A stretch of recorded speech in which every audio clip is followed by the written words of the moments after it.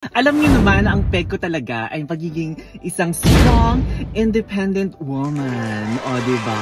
Kaya naman nung nagkasakit ako, parang feeling ko kakayanin ko pa rin lahat.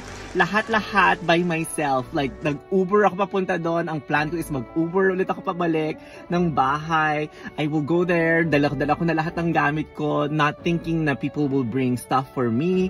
Or may mag-visit sa akin.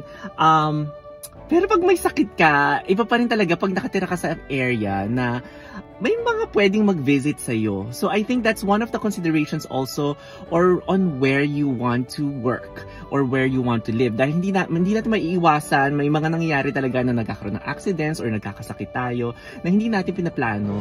And by the time na nandun na tayo, doon na natin ma-realize na, oh my God, malayo pala talaga ako sa pamilya. Kaya, alam mo yung mom ko, siya yung isa sa mga tao na everyday kausap ko siya. Nasa ospital ako. As in, hindi lang everyday, like multiple times a day. So parang, thankful talaga ako sa technology ngayon na nakaka-multiple visits, na nakaka-visit sila even if we don't live on the same state. And of course, hindi naman din sila pwede lumipad right away. So, maganda talaga na may virtual visit.